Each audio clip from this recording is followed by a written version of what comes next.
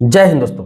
बहुत सारे ऐसे लोग होंगे जो एलआईसी में बीमा किए होंगे और वो चला नहीं पाए होंगे। जिस समय बीमा करते हैं उनकी आर्थिक स्थिति अच्छी रहती है, बिजनेस चलता रहता है, दुकान चलता रहता है, या फिर जहां काम कर रहे हैं चलता रहता है, जॉब चलता रहता है, तो कर लेते हैं बीमा। बाद में होता है कि 2 साल बाद, 4 साल बाद, 5 साल बाद वो बीमा नहीं चला पाते हैं। कोई कोई व्यक्ति तो अगले साल से ही नहीं चला पाते हैं। बहुत सारे लोग ऐसे भी हैं जो संबंध अच्छे होने की वजह से भी बीमा कर लेते हैं। जैसे आपके रिश्तेदार में कोई एजेंट बन जाता है, आपके दोस्तों में कोई एजेंट बन जाता है, वो आ जाता है आपके पास, आपको इमोशनल ब्लैकमेल करने लगता है कि भाई मैं एलआईसी एजेंट बना हूं, मैं बहुत अच्छा काम कर रहा हूँ, थोड़ा टारगेट पूरा करना है, एक बीमा आप दे देते तो बहुत बेहतर रहता, ये प्लान है, इतना मिलेगा, ये मिलेगा, वो मिलेगा। इस तरह से आपको कन्विंस कर देता है कि आपको पॉलिसी का प्लान पसंद हो ना हो, लेकिन आप सोचते हैं कि चलो यार दोस्त है, चलो यार मेरा रिश्तेदार है, मेरा जीजा है या साला है, मेरा भाई है, चचेरा भाई है, मेरा फूफा है, मेरा मामा है, मामा का लड़का है एजेंट, इसीलिए मैं कर लेता हूँ, क्योंकि आ गया दरवाजा पर, प्रेशर कर रहा है, कई महीनों से फोन कर रहा है, चलो अब ले ही लेता हूँ। तो लोग ले लेते हैं,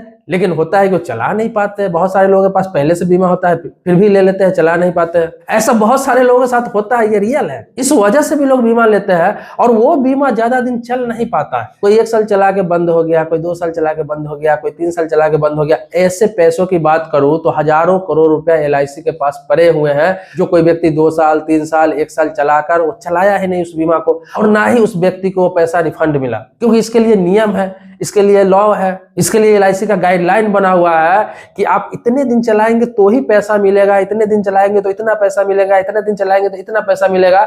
ये एक नियम बना हुआ है, वही आपको बताने जा रहा हूं कि एलआईसी का अगर आप बीमा ले रहे हैं या फिर किसी कंपनी का बीमा ले रहे हैं तो कितना दिन चलाना है आपको कि पैसा पूरे के पूरे रिफंड मिल जाए। और जो व्यक्ति 1 साल, 2 साल या 3 साल चला के बंद कर चुका है उसको पैसा मिलेगा या नहीं मिलेगा। तो आपको पहले बता देता हूं एलआईसी के बारे में। एलआईसी जो है, life insurance corporation of India, LIC में अगर आपने बीमा करा रखा है तो पहले नियम क्या था कि 3 साल, मिनिमम 3 साल आपने बीमा, अगर उस बीमा को चला लिया है तो उसके बाद आप सरेंडर कर सकते थे। मतलब कि पॉलिसी को सरेंडर करेंगे तो आपको पैसा मिल जाता था। पूरा पैसा नहीं मिलता था, जो सरेंडर वैल्यू आपका आता था वो पैसा मिल जाता था। लगभग 60% से 70% तक पैसा आपको मिल जाता था जो आपका जमा है। बाकी पैसा आपका इंश्योरेंस कवर में काट लिया जाता था और पहला प्रीमियम का काट लिया जाता है, क्योंकि आपका जब बीमा हुआ तो एजेंट को कमीशन भी मिला होगा और खर्च भी होंगे एलआईसी कंपनी का, तो वो सारे काट के आपको पैसे मिलते हैं। अगर 3 साल के बाद सरेंडर करा लेते हैं तो पैसे मिल जाते हैं,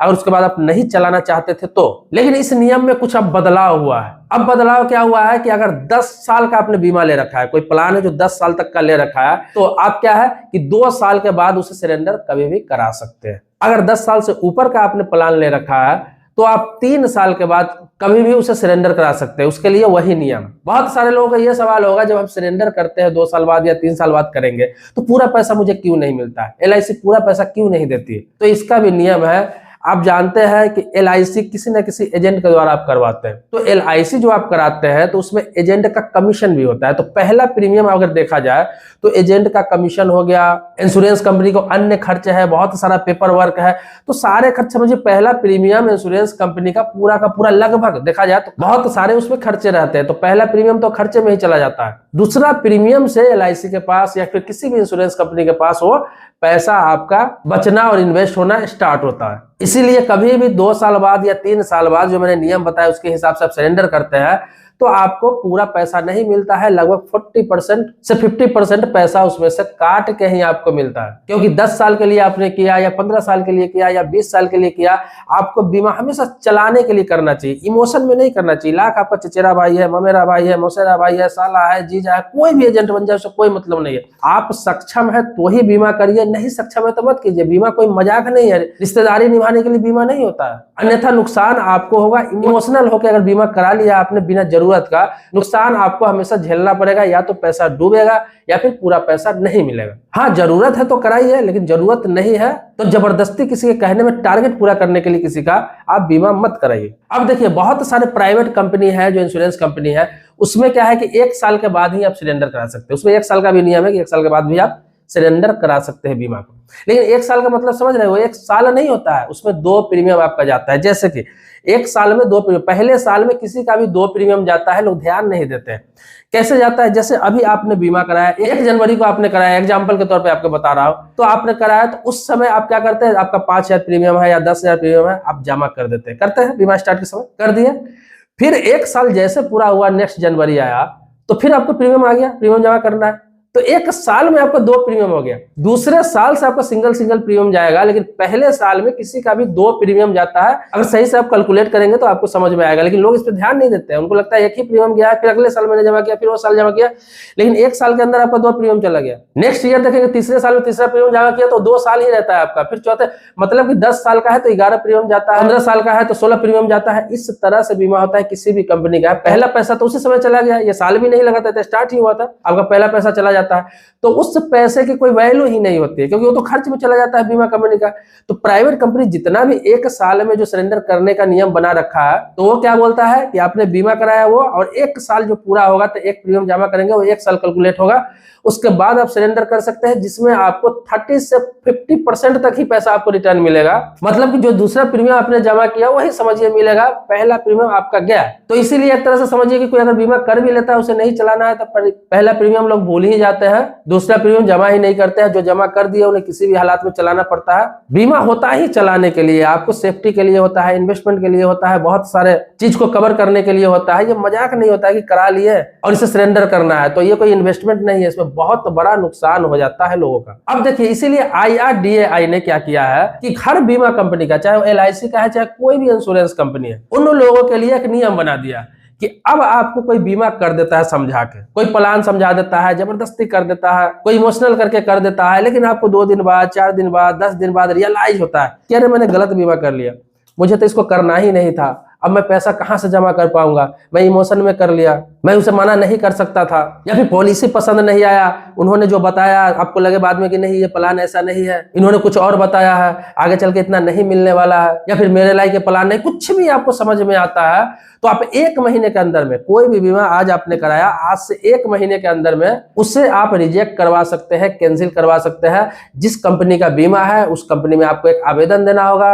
आप डायरेक्ट जाके भी दे सकते हैं, एजेंट के माध्यम से भी दे सकते हैं, आप उसके ऑफिस में भी जाके वहां पे आवेदन कर सकते हैं कैंसिलेशन का, और वो 1 महीना के अंदर आप करते हैं, चाहे 10 दिन बाद, चाहे 15 दिन बाद, मतलब 30 दिन के अंदर में आपको करना पड़ेगा। तो वो बीमा कैंसिल करके वो बीमा का पैसा पूरा का पूरा 100% आपको रिकवरी मिल जाता है, आपके अकाउंट पे ही चला जाता है। जिस अकाउंट से आपका प्रीमियम कटना है उसी अकाउंट पर पैसा चला जाता है, या फिर अकाउंट डिटेल जो आप देते हैं उस पर चला जाता है। तो आपका पूरा का पूरा पैसा इसमें वापस मिलता है, इसमें 1 रुपया भी नहीं करता है, और बीमा कैंसिल हो जाता है। तो ये स्टार्टिंग का ये 1 महीना का समय होता है। तो अगर आपको नहीं चलाना है तो 1 महीना के अंदर ही कैंसिल करवा दे, 1 साल का इंतजार नहीं करें। अगर एजेंट कहता है ना नहीं पसंद आएगा तो आप चलाइए, 1 साल के बाद आप सरेंडर करा सकते हैं, नियम है कि सरेंडर करा सकते हैं, लेकिन वो ये नहीं बताएगा कि इसमें आपको 30 से लेकर 50% ही पैसा मिलेगा आपका जमा का, आधा पैसा आपका चला जाएगा, क्योंकि उसको कमीशन भी तो मिल जाता है। कमीशन के बारे में आपको बता दूं कि बहुत सारे बीमा है, बहुत सारे बीमा है। प्राइवेट कंपनी का तो बता दूं कि 30%, 35% तक कमीशन दिया जाता है जो लॉन्ग टर्म का बीमा है। जैसा बीमा है, किसी में 5%, किसी में 10%, किसी में 15%, किसी में 20%, किसी में 25%, किसी में 30%, ऐसे ऐसे बीमा का कमीशन है। तो इंश्योरेंस कंपनी कहां से अफोर्ड कर पाएगा? इंश्योरेंस कंपनी को भी पता है कि लॉन्ग टर्म के लिए है, इसीलिए उस हिसाब से पहला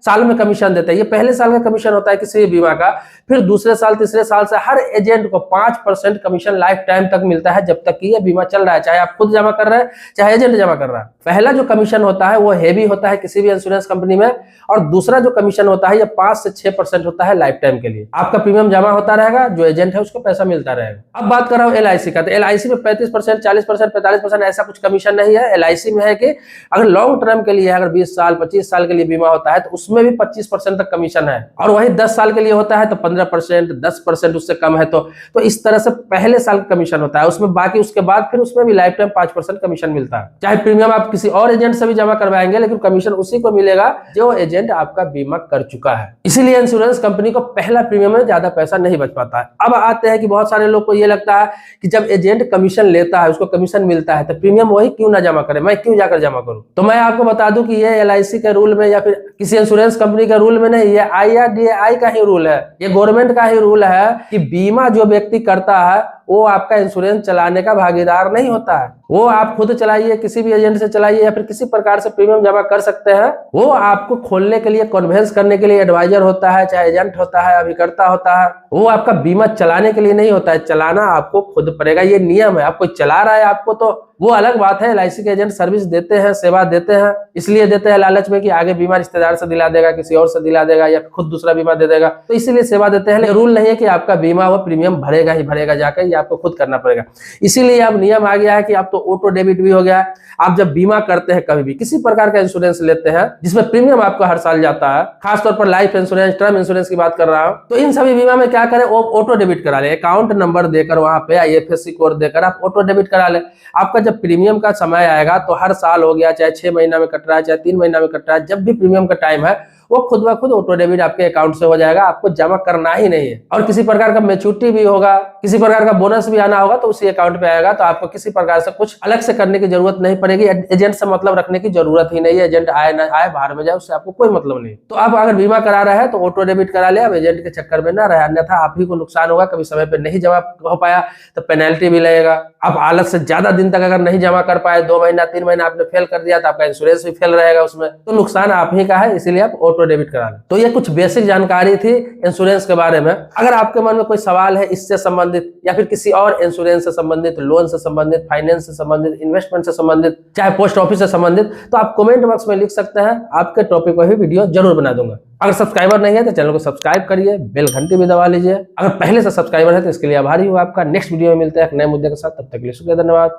जय हिंद दोस्तों।